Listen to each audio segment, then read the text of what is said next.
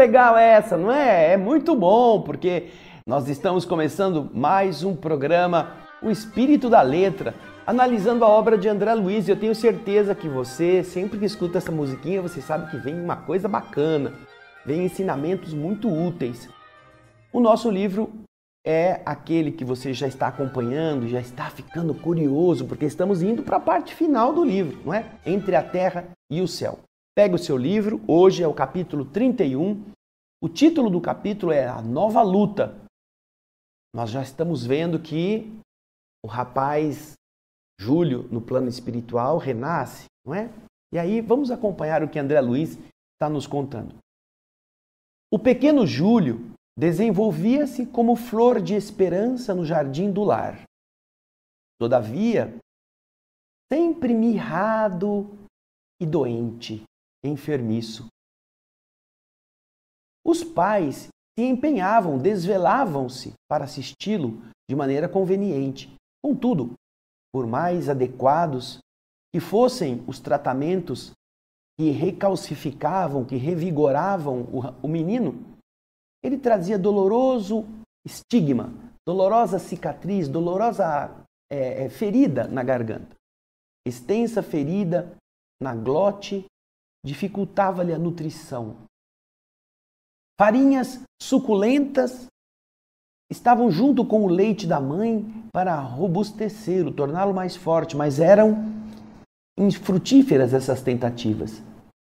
Entretanto, apesar dos cuidados que ele exigia, ele era uma bênção de felicidade para os pais e para a sua irmã, que sentiam em seu rostinho tenro um ponto vivo de entrelaçamento espiritual. Todos se davam bem. Muitas vezes, nós o aconchegamos ao coração, recordando os trabalhos que haviam precedido a sua volta ao mundo, assinalando a ternura otimista com que Odila, a sua mãe, a primeira mãe, agora transformada em protetora daquela família, lhe acompanhava o desabrochar. O espírito Odila, que havia sido a sua mãe física na primeira encarnação, como Júlio, estava agora tomando conta. No começo ela queria matar a segunda esposa, mas agora ela está participando de tudo, ajudando, protegendo. O pequenino já começava a falar por monossílabos, diz André Luiz. E na véspera do primeiro ano de renascimento, ele estava quando a nova luta surgiu. Ainda não tinha feito um ano. O inverno havia chegado rigoroso e um vasto surto de gripe se espalhara ameaçador. A tosse e a influenza compareciam pertinazes, persistentes, em todos os recantos, quando, num dia de grande trabalho para nós, eis que a mãe de Evelina, a Odila, veio novamente ao nosso encontro. Antes, ela procurava assistência para Zulmira. Vocês lembram, né? Que ela foi pedir que a mãe estava com dor de garganta e depois estava vomitando muito, nos capítulos anteriores. Agora, ela estava procurando ajuda para Júlio. O menino estava acometido de uma amidalite muito teimosa. Estava prostrado e febril. Imediatamente dirigimos-nos para o lar do ferroviário, o Amaro, o seu pai. André Luiz continua dizendo: com efeito, o vento soprava úmido sobre o largo espelho da Guanabara. É a cidade do Rio de Janeiro, né? As ruas, pela vestimenta pesada dos transeuntes, davam ao rio o aspecto de uma cidade fria. Sem demora, alcançamos o domicílio de Amaro. O quadro, à nossa vista, era indubitavelmente constrangedor. Entramos no quarto em que a criança gemia, semi-asfixiada. No exato instante em que o médico da família estava efetuando o meticuloso exame. Clarencio passou a reparar-lhe todos os movimentos. A garganta minúscula apresentava extensa placa branquicenta e a respiração se fazia angustiada, sibilante, barulhenta. O instrutor balançou a cabeça como se fora defrontado por um insolúvel enigma e colocou a mão na fronte do médico, a mão na cabeça, fazendo com que ele refletisse com maior atenção. Zulmira e Evelina, e aí vocês veem esta cena, o ministro Clarencio ajudando o médico a estudar o garoto, é a cena do Projeto Imagem. Lá está André Luiz e Hilário, e os pais à frente, Zulmira e Amaro. A mãe atual, não é? Zulmira e Evelina, a irmã, sem perceber-nos a presença, olhavam o médico preocupadas. Após longo silêncio, o clínico voltou-se para a dona da casa e disse: "Creio que devamos procurar um colega imediatamente. Enquanto a senhora telefona para o marido chamando da oficina, eu vou trazer comigo um pediatra", disse o médico. A torturada mãezinha conteve a custo as lágrimas que lhe borbulhavam dos olhos. O médico voltou cismarento, apreensivo, à via pública. E enquanto Evelina rápida corria até o armazém próximo para dar ciência ao seu pai do quanto estava acontecendo, Zulmira, presumindo-se sozinha, abraçou-se ao doentinho e, chorando livremente, cochichou: "Oh, meu Deus, com tanto amor, recebi o filho que você me enviou. Não me deixe agora sem ele, Senhor." Coração de mãe, consciência que se estava limpando, agora com medo de perder, não é? O pranto que lhe corria da face queimava-me o coração, diz André. Nada pude perguntar, em vista da emotividade que me tomara o espírito, mas o nosso orientador, o ministro Clarencio, sereno como sempre, exclamou compadecido: "A difteria está perfeitamente caracterizada." Veja só, hein? O Krupp é uma doença bastante perigosa. A deficiência congênita da glote, aquilo que ele trazia com ele, favoreceu a implantação dos bacilos. É indispensável um socorro urgente. O instrutor começou a mobilizar recursos assistenciais de maior expressão quando Amaro, o ferroviário, o pai do garoto, desolado, ingressou no aposento. Conversando com a mulher, tentava reanimá-la, quando o pediatra, conduzido pelo colega, deu entrada na humilde residência. Os dois médicos submeteram o garoto, o Petis, a prolongado exame, trocando impressões em voz baixa.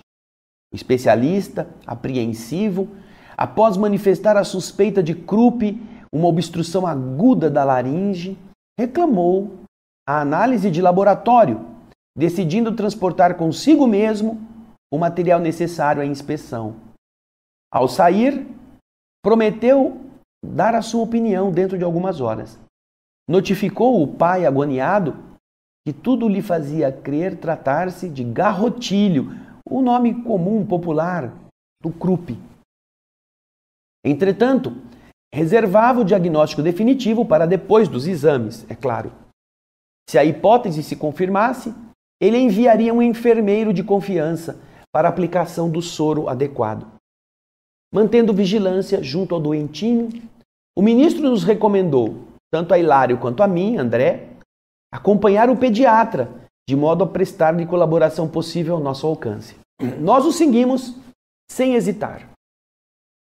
O crepúsculo, o anoitecer, encharcado de uma garoa fina, caía rapidamente. Em minutos breves atravessávamos o pórtico à entrada de vasto hospital, onde o nosso amigo procurou a sala em que certamente se recolhia para os trabalhos que lhe diziam respeito.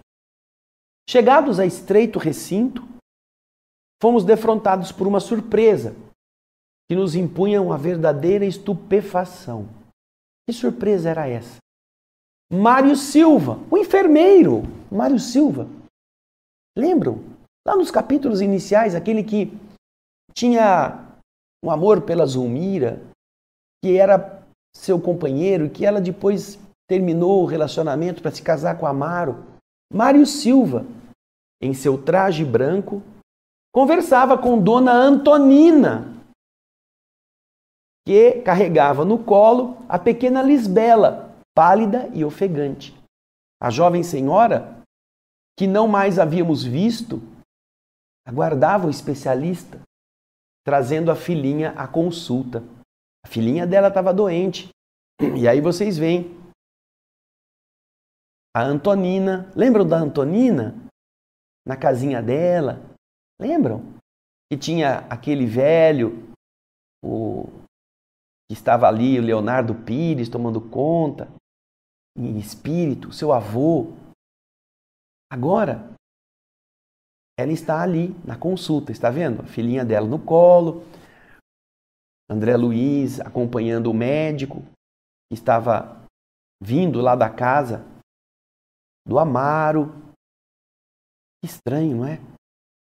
Amparadas por Silva, francamente atraído para a simpática visitante, ambas tiveram acesso ao gabinete particular onde o médico diagnosticou uma pneumonia. Antonina foi aconselhada a voltar de imediato para casa para a medicação da filha. A penicilina deveria ser administrada sem qualquer adiamento. Mário Silva, demonstrando imenso carinho pela criança, prontificou-se a assisti-la.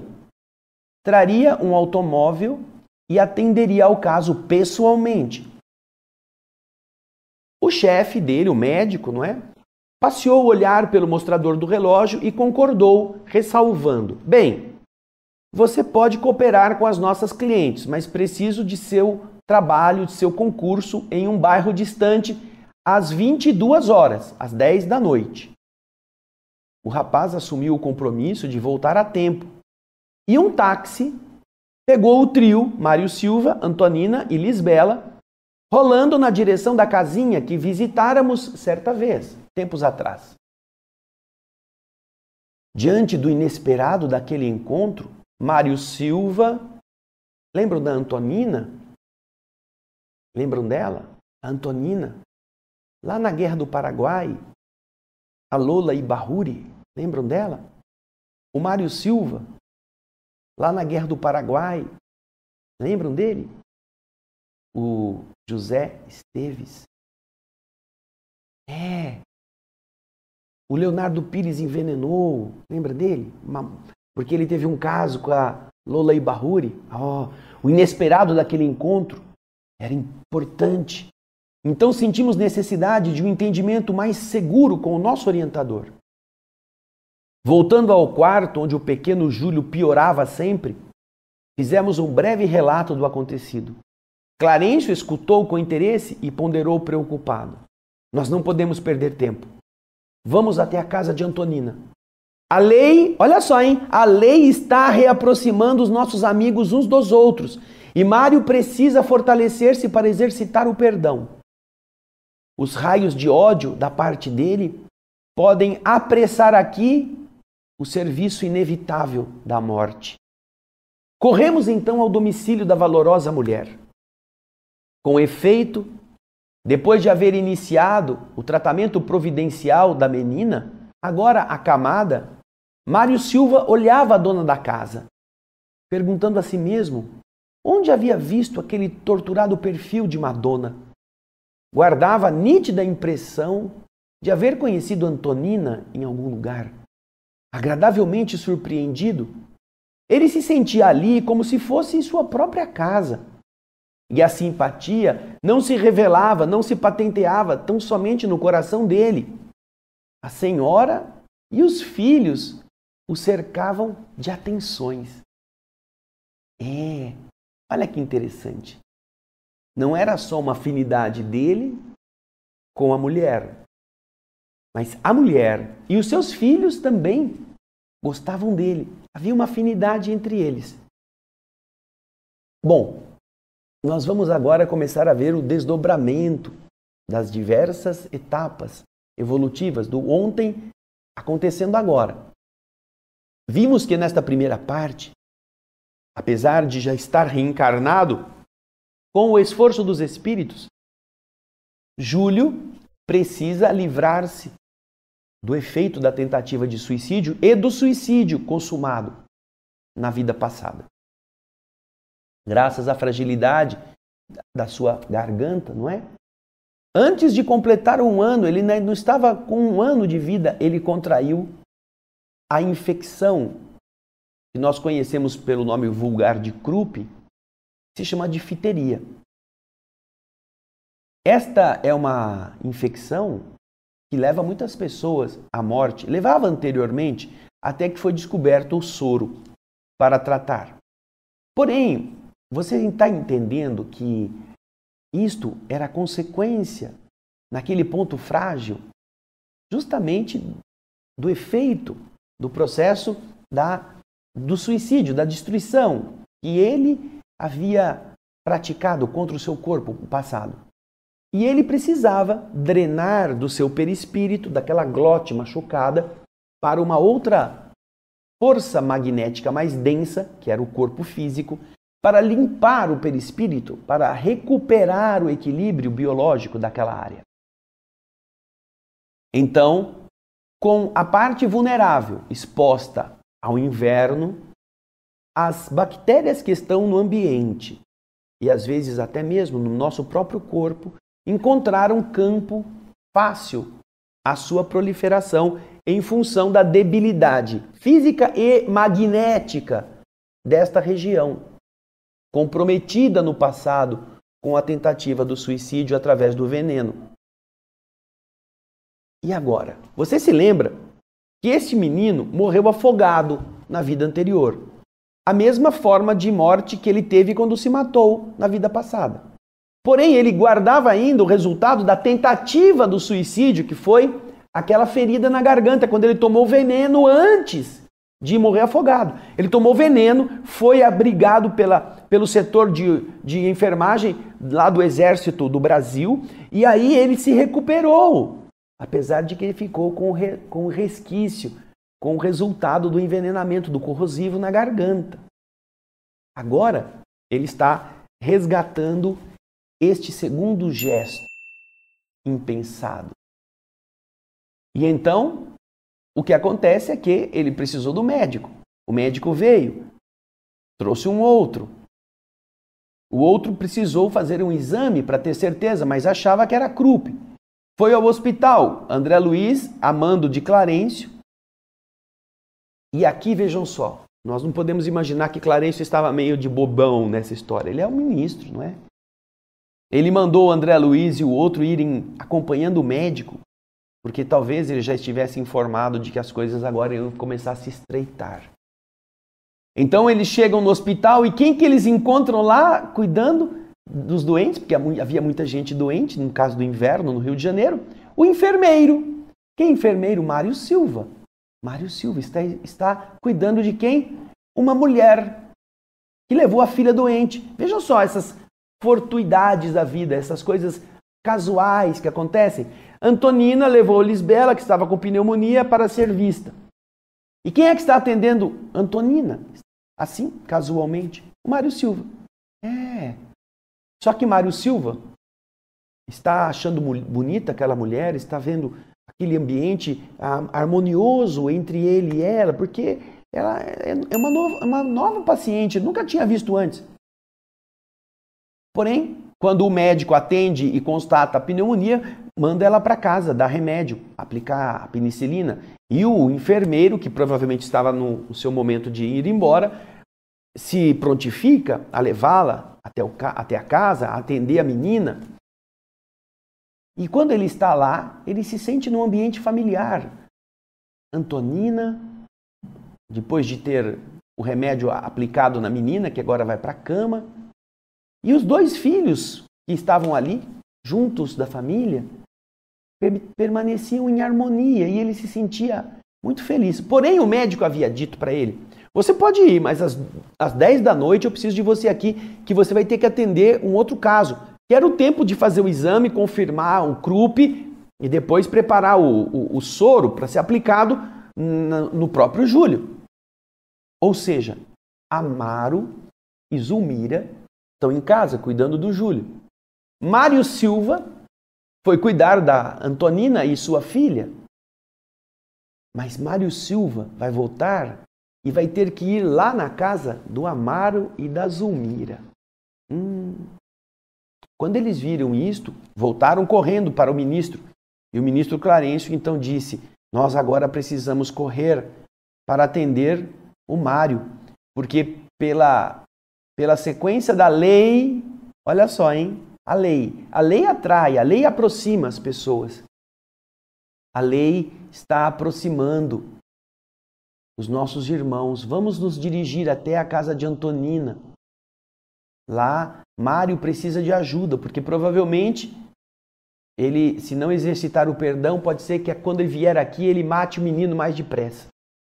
Puxa, será que isso vai acontecer? É a escolha de cada um, não é? A gente vai ver o desenrolar dessa história daqui a pouquinho, no nosso próximo bloco. Mas vai pensando, quantas coincidências, não é, na nossa vida são inexplicáveis, encontros fortuitos, encontros inesperados, reencontros. Veja só. E veja como a bondade divina vai ajudar a gente sempre a que a gente vença as inclinações ruins de uns contra os outros. Veja só o que vai acontecer daqui a pouquinho, na continuidade do capítulo 31, Nova Luta. Eu espero você.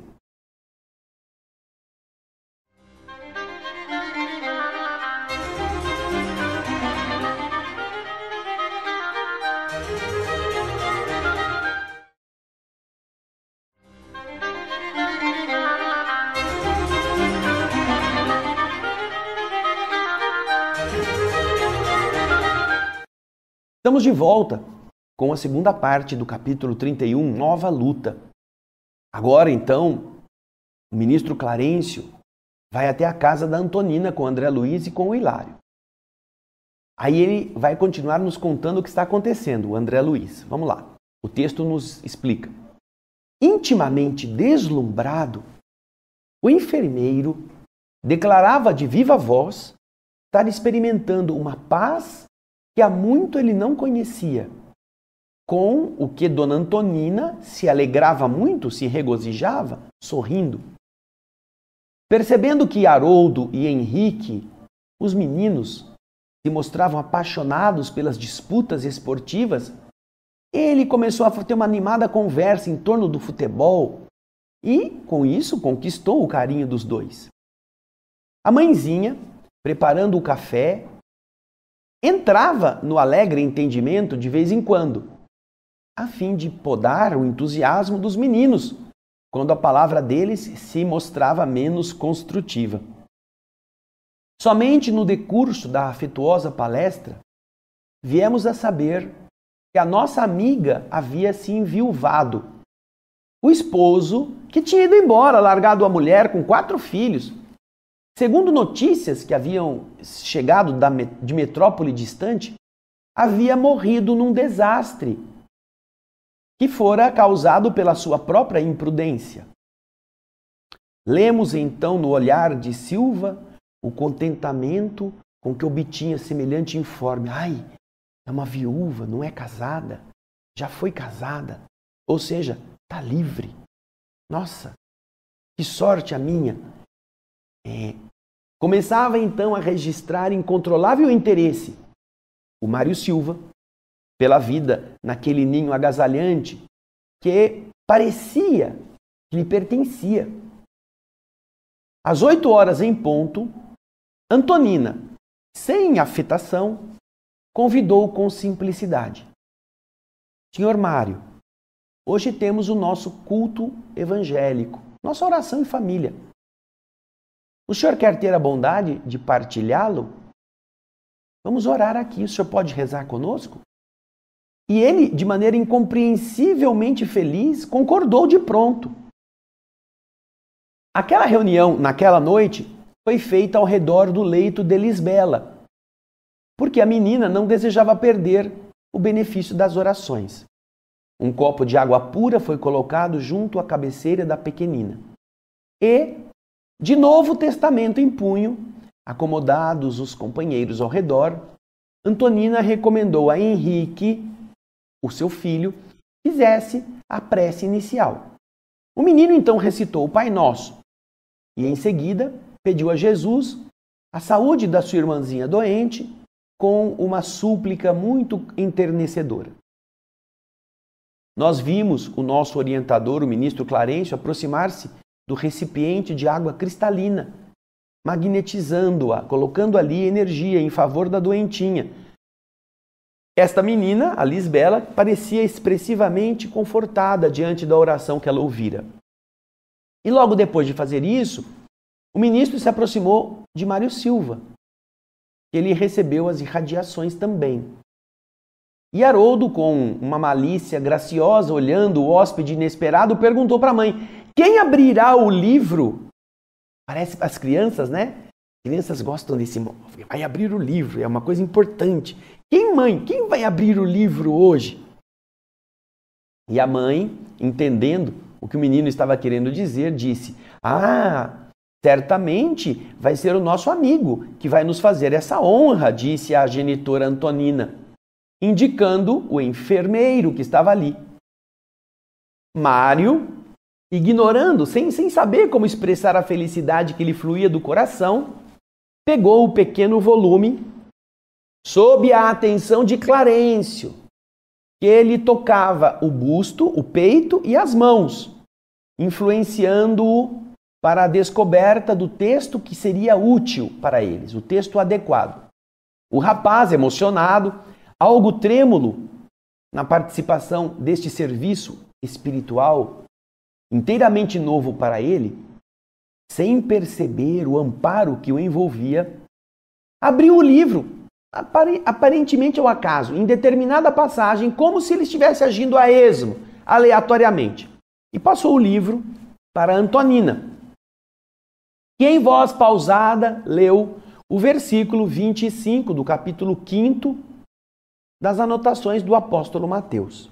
Diz lá o versículo: concilia-te depressa com o teu adversário, enquanto te encontras a caminho com ele, para que não aconteça que o adversário te entregue ao juiz e o juiz te entregue ao oficial, para que sejas encerrado na prisão. Reconcilia-te, olha só, concilia-te. Tudo a ver com Mário Silva, não é? Olha. Aí então, diz André, a Antonina, que era a dirigente daquele culto, que naquela noite se revelava mais retraída, pediu então a interpretação dos meninos, dos seus filhos, que de modo ingênuo se referiram às experiências da escola, afirmando que sempre adquiriam a paz, buscando desculpar as faltas dos companheiros. Haroldo afirmava que a professora sempre sorria contente quando lhe via a boa vontade. E Henrique enfatizou, salientou haver aprendido no culto do lar que era muito mais agradável o esforço de viver em harmonia com todos.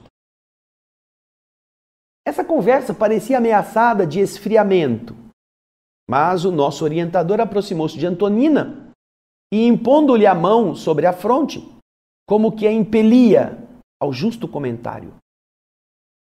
E ela então disse: Haroldo, perguntou a mãe de olhos brilhantes, como devemos interpretar o inimigo em nossa vida? E o menino respondeu sem pestanejar: Mãezinha, a senhora nos ensinou que conservar um inimigo em nosso caminho é o mesmo que manter uma ferida perigosa em nosso corpo. Ela, muito espontânea e encantadora, disse: essa definição foi bem lembrada, meu filho. Sem a compreensão fraterna que nos garante o culto da gentileza, sem o perdão que esquece todo o mal, a existência na terra seria uma aventura intolerável. Além disso, quando Jesus nos ditou a lição que recordamos hoje, sem dúvida considerava que a razão nunca vive inteira ao nosso lado. Nunca estamos sempre certos. Nós sempre temos coisas erradas a corrigir. Se fomos ofendidos, diz Dona Antonina, em verdade, também ofendemos por nossa vez. Precisamos desculpar os outros para que os outros nos desculpem. Quando abraçamos o ideal do bem, nos compete tentar, por todos os meios ao nosso alcance, a justa conciliação com todos aqueles que se encontrem conosco em desarmonia, prestando a eles serviço para que renovem a conceituação a nosso respeito. Mais vale para nós o acordo pacífico que a demanda mais preciosa, porque a vida não termina neste mundo e é possível que, buscando a justiça em nosso favor, estejamos cristalizando a cegueira do egoísmo em nosso próprio coração, caminhando para a morte com aflitivos problemas. Coração que conserva rancor é coração doente. Alimentar ódio ou despeito é estender padecimentos morais sem nome, de tão graves, no nosso próprio espírito. Ouvindo estas coisas, Mário Silva estava pálido. Aquelas conclusões feriam-lhe fundo o modo de ser. Ele tinha ódio da Zulmira, ódio do Amaro. Tão desajustado se revelou escutando aqueles apontamentos que Antonina, ao registrar a sua estranheza, ponderou sorrindo. O senhor certamente nunca teve inimigos. Um enfermeiro diligente será, sem qualquer dúvida, o irmão de todos, disse ela. E ele gaguejou, constrangido. Sim. Não tenho adversários. Mas você vai ver no nosso projeto Imagem uma imagem interessante desta cena. Veja lá. Ele está sentado, o ministro Clarencio fez ele abrir a Bíblia no capítulo de Mateus, o Henrique, o Haroldo estão ali, a Lisbela na cama, a mãezinha com ela. E quando a mãe fala sobre o perdão, não é? E diz, o senhor certamente como enfermeiro não deve ter inimigos. E ele diz, não, eu não tenho inimizades. André Luiz está dizendo, dá uma olhadinha o que aparece na cabeça dele, em cima da cabeça agora, ao primeiro. A primeira. Quem será que é aquela? É uma lembrança. Na tela mental de Mário Silva, sem que ele pudesse controlar a eclosão das próprias lembranças, aparecem Zulmira e Amaro. Olha ali, ó. Isto está brotando do pensamento dele.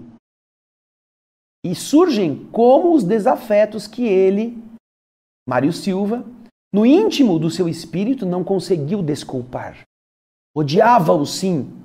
Odiava-os, pensou consigo mesmo. Jamais suportaria um acordo com semelhantes adversários.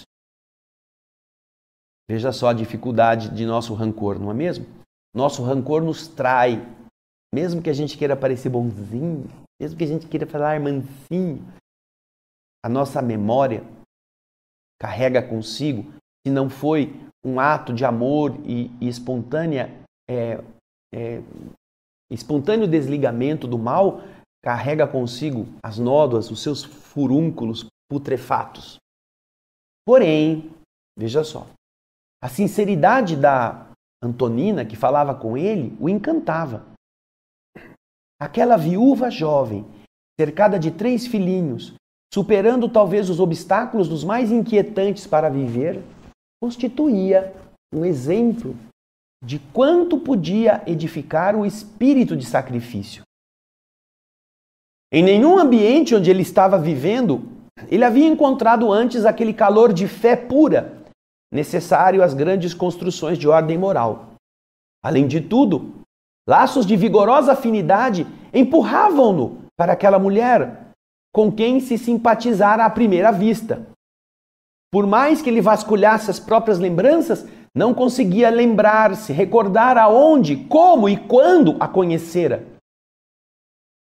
Sentia, porém, que a palavra dela lhe causava como que se lhe impunha indefinível bem-estar.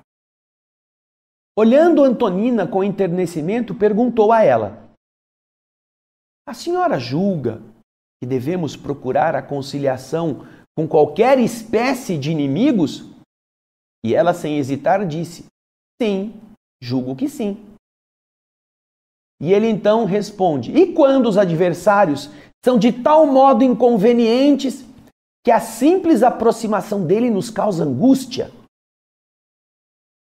Antonina compreendeu que algo doloroso vinha à tona da sua consciência, da consciência de Mário Silva, que lhe ouvira a dissertação, mas que se ocultava. E então ponderou, respondendo a ele: eu entendo que há sofrimentos morais quase intoleráveis. Entretanto, a oração é o remédio eficaz de nossas moléstias íntimas. Se temos a infelicidade de possuir inimigos, cuja presença nos perturba, é importante recorrer à prece, rogando a Deus nos conceda forças para que o desequilíbrio desapareça, porque então um caminho de reajuste surgirá para a nossa alma. Todos necessitamos da alheia tolerância em determinados aspectos de nossa vida. Respondeu Antonina. Os olhos de Mário cintilaram. E ele então volta a perguntar: e quando o ódio nos escraviza, ainda mesmo quando não desejemos? Perguntou ele preocupado.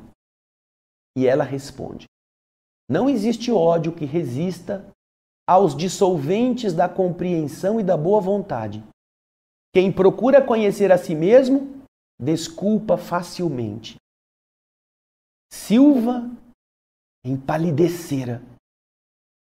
Antonina percebeu que o tema lhe machucava o coração e, amparado por nosso instrutor que a abraçava paternal, terminou considerando: um homem, senhor Mário, na sua tarefa, é um missionário do amor fraterno. Quem socorre os doentes penetra a natureza humana e entra na posse da grande compaixão. As mãos que curam não podem odiar, disse ela. E com isso, terminado o encontro da oração da noite, o mais velho fez a prece de encerramento. A viúva serviu o café reconfortante, acompanhado de um bolo simples, humilde. A conversação prosseguia animada. Todavia, Mário Silva consultou o relógio e reparou que o tempo lhe exigia a retirada. Deu instruções a Antonina quanto à medicação da doentinha e respeitosamente pediu para voltar no dia seguinte, não somente para rever Lisbela, mas também para conversar com os amigos. A senhora e as crianças concordaram, felizes, afirmando-lhe que seria sempre bem-vindo. E Mário, com um sentimento novo a lhe brilhar nos olhos, seguiu dentro da noite, como quem caminhava, tocado por abençoada esperança, ao encontro de novo destino. Novo destino. E será que vem, não é? Você vê que ele saiu dali, às 10 horas ele precisava ir atender um outro necessitado. Então, a lei do universo o aproximou primeiro da Antonina, que havia sido para ele um reencontro que ele não sabia dizer de onde, mas que ele se sentia muito atraído. Ela já estava livre do compromisso do primeiro esposo, que tinha morrido num acidente. Agora, terminado este encontro, ele teria que ir para o segundo. Porém, o mundo espiritual tratou de medicá-lo neste primeiro encontro através do Evangelho. Você vê que a Antonina não era espírita, era católica, abriu a Bíblia e fez uma oração com seus filhos. É o Evangelho no lar. E através do Evangelho no lar, o Espírito pôde trazer a influência positiva para que tanto Antonina, quanto seus filhos, quanto o Mário Silva, principalmente, fossem preparados para o que viria a acontecer logo depois. E qual foi o tema? Que ele próprio abriu. O tema foi a reconciliação. Ele não sabia para onde seria levado, mas os Espíritos sabiam. E então o ministro Clarencio, sabendo que ele precisava enfrentar a si mesmo, naquele ódio que ele guardava de Zulmira e do marido Amaro, pelas frustrações afetivas do passado, desta vida ainda, quando ele queria se casar com a Zulmira e ela não o quis, poderia esta mágoa produzir uma piora, até como uma vingança, não é mesmo? Vejam só como os espíritos amigos querem nos dar todo o apoio para que a nossa atitude não seja contaminada pelos nossos vícios, pelos nossos erros. E aí você vê neste capítulo a importância da oração. Se você convidar um amigo para conversar com você e você está com um problema, você não sabe o que seu amigo vai dizer a você, porque ele tem um conteúdo evolutivo, às vezes precário. Você pede uma opinião para uma pessoa, esta pessoa vai te dar uma opinião de achismo, ou de um conceito ou um preconceito que ela tenha. Então, você vai sempre encontrar o risco de se ver orientado, ou pelo menos de se ver opinado por um caminho muito tortuoso, muito espinhoso, sem sabedoria.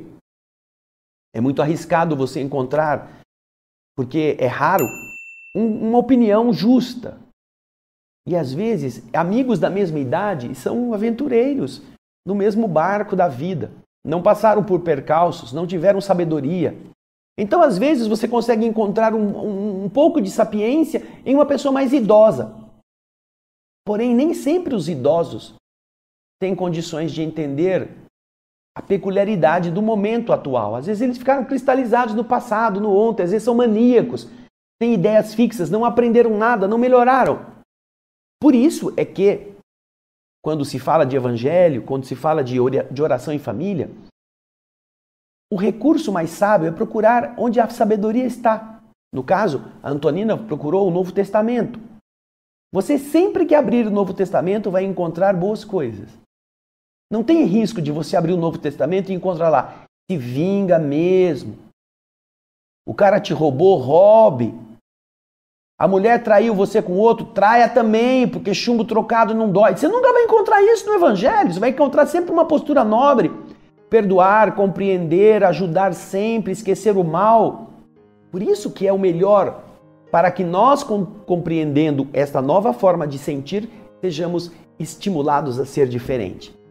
Porque agora chegou a hora do testemunho do Mário Silva. Ele vai ter que enfrentar com seus fantasmas.